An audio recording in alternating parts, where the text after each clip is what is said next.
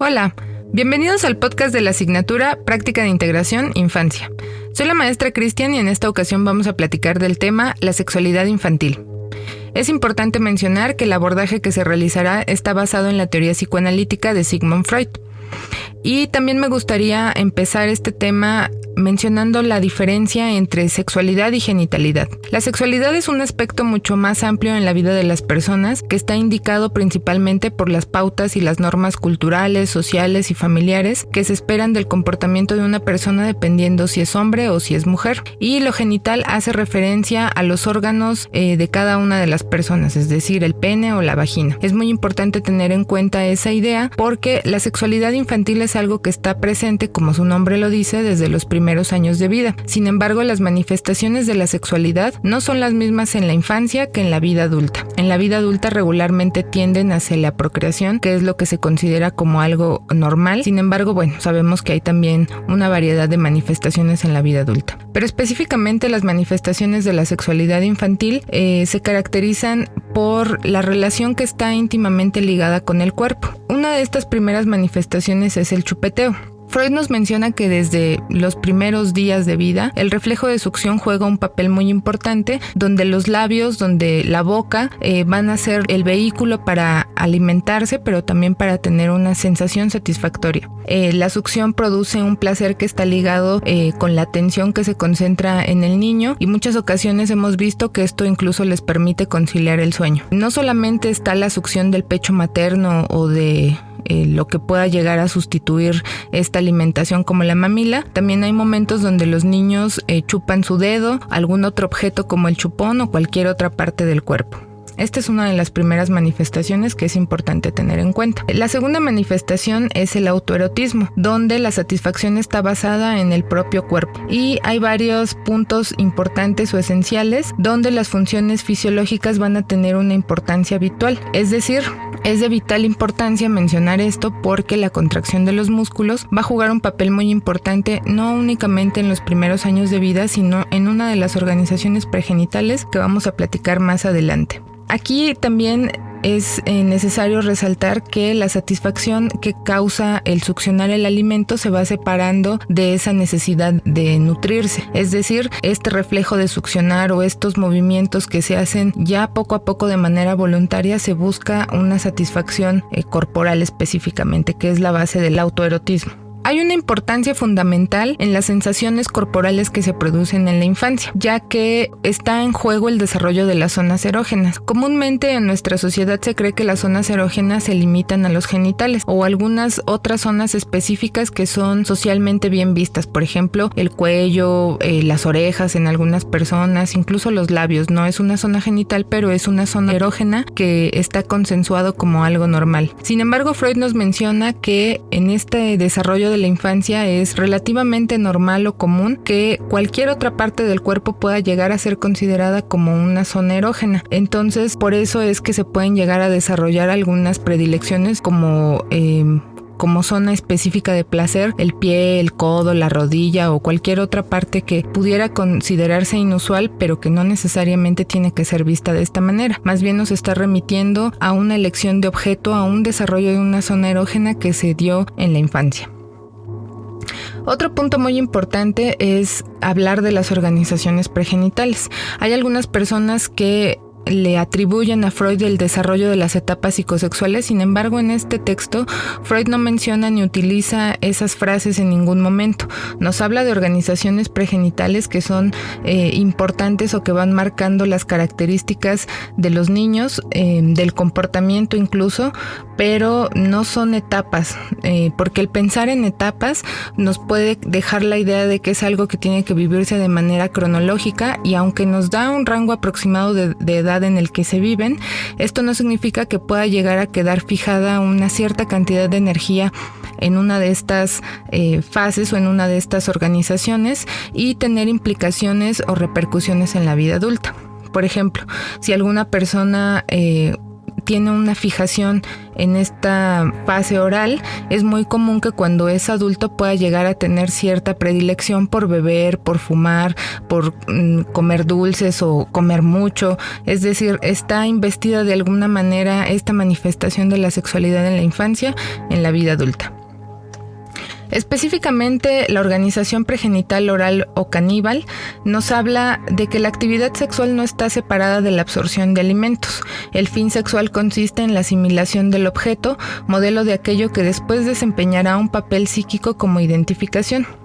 En esta organización ficticia de alguna manera, como habíamos mencionado anteriormente, la succión es la actividad primordial y que poco a poco se va a ir sustituyendo por otro tipo de objetos, es decir, puede ser el chupón, puede ser la comida o puede ser alguna otra actividad que esté íntimamente relacionada con la boca. La siguiente organización pregenital es la sádico-anal, que en este caso podemos ver que se presenta la dicotomía entre lo activo y lo pasivo. La actividad está representada por el instinto de aprehensión y como órgano con fin sexual pasivo aparece principalmente la mucosa intestinal erógena. Es decir, el niño empieza a generar una satisfacción a través de la retención de las heces fecales y a través de la expulsión. Aquí hay una cuestión muy importante también que hay que señalar, donde el niño todavía no tiene identificada esa diferencia sexual, pero sí esta dicotomía entre activo y pasivo, y que también se va relacionando con los primeros conceptos de renuncia al placer o la prohibición.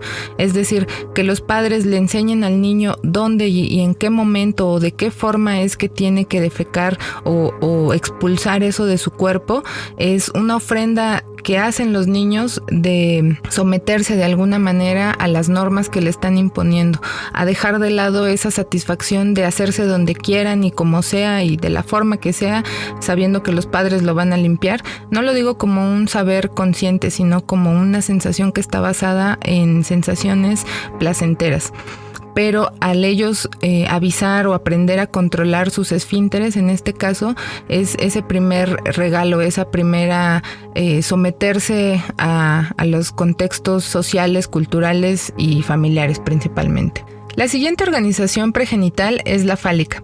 Aquí es importante tener en cuenta que empiezan a desarrollarse de manera paralela diferentes cuestiones psíquicas en el niño. De entrada, empiezan a descubrir de alguna manera esta diferencia sexual y también es muy común y constante que haya esta investigación sexual infantil, o no solamente la investigación sexual infantil, es decir, de dónde vienen los niños, o empezar a pensar que salen del ano, o tener diferentes teorías al respecto, sino también es muy común que en esta etapa los niños empiecen a preguntar qué es, para qué sirve, cómo es que se dan las cosas, es decir, se despierta una curiosidad muy importante en ellos.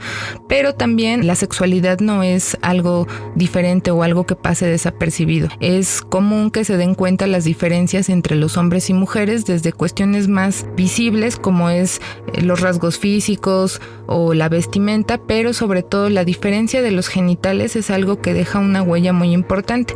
Aquí es cuando Freud habla sobre el complejo de castración, que no es únicamente el temor a que le corten el pene. Más que el temor a ser castrados, lo que está por detrás del complejo de castración es el pensar, ¿por qué mamá? ¿Por qué la mujer no tiene un pene y por qué yo sí lo tengo? En este caso, ahí está ligado también la envidia del pene, pero no es una envidia en un sentido machista o como consagrando la supremacía de los hombres o de los niños. Es más bien como esa duda del por qué él sí tiene algo que yo no tengo, yo también lo tenía y lo perdí, o qué fue lo que sucedió. Estoy ejemplificando de alguna manera algunas posibles vías en los que pudiera expresarse estos complejos o esta etapa. Sin embargo, el cómo lo van procesando los niños depende de sus propias características y sobre todo de lo que diga la familia. Esto es algo muy importante también, ya que hay familias donde ni siquiera les llaman a los genitales por su nombre, pene o vagina, les dicen algún otro nombre como pajarito o cosita o cualquier otra cosa que se nos pueda ocurrir, y esto a la larga, en vez de ayudarlos, puede incluso generar más confusión. Otro aspecto muy importante en esta organización pregenital es el complejo de Edipo, que a grandes rasgos puede describirse como un sentimiento exacerbado de afecto hacia el padre del sexo contrario y un sentimiento de rivalidad u hostilidad hacia el padre del mismo sexo. Indirectamente aquí uno de los puntos importantes que se instauran es la prohibición del incesto, que los padres van generando ese límite o ese corte donde les expresan de alguna forma a los niños que no pueden tener un deseo erótico por alguno de sus padres. Sin embargo, aunque la mayoría asimilamos este tipo de actividades o estas prohibiciones, no significa que no llegue a haber ciertas huellas inconscientes que cuando en la vida adulta se hace la elección de una pareja, haya ciertos rasgos o características que se buscan de alguno de los padres. Pero también es muy común observar que en los niños de 3 a 6 años se dé este instinto o esta pulsión de exhibición. A los niños no les cuesta trabajo exhibir su cuerpo desnudo o tener diferentes muestras de afecto o expresar algunas inconformidades incluso con las demás personas en esta edad. Otro instinto que podemos observar es la crueldad. Esto es ya sea con los animales, diferentes manifestaciones crueles con los animales o con las personas, o incluso también tener ciertos juegos violentos de alguna manera, de empujarse, de golpearse, de pegarse, y que esto va fijando de alguna manera el punto de partida de lo que posteriormente podemos llegar a conocer como masoquismo o sadismo. Y con respecto a la exhibición o este instinto parcial es lo que en la vida adulta se conoce como exhibicionismo y en la contemplación lo que conocemos como voyeurismo. Freud nos habla de un periodo de latencia, a esto no le llama etapa de latencia, sino es un periodo de latencia donde toda esta energía sexual, donde toda esta investigación, esta curiosidad que había en los niños se ve disminuida de alguna forma. Esto no significa que no haya expresiones o manifestaciones de la vida sexual, es decir, puede llegar a haber periodos de masturbación de los niños que no necesariamente es una masturbación como lo que ya se realiza en la pubertad, porque en muchas ocasiones los niños ni siquiera tienen clara la idea de cómo se manipulan los genitales, por decirlo de alguna manera. En muchas ocasiones la masturbación es a través de movimientos mecánicos, de frotar, de rozar su cuerpo de alguna determinada forma. En el periodo de latencia puede llegar a haber conductas de masturbación, pero la energía sexual de alguna forma está disminuida y se concentra en los aprendizajes, que no solamente nos referimos a la cuestión académica, sino también el aprendizaje de las normas sociales, de las normas familiares, de cómo convivir con las demás personas. Y aquí se llega a desarrollar un punto muy importante que es la instauración de los diques pulsionales, es decir, el asco, la vergüenza y la culpa. Entonces, a ese niño que anteriormente le gustaba pasearse desnudo por la casa y no tenía ningún problema con que los demás lo vieran de esa forma, sean de su familia o no, en este periodo de latencia ya está este sentimiento de vergüenza que los hace tener una conducta más restringida en ese sentido, si es que se instauran, claro está.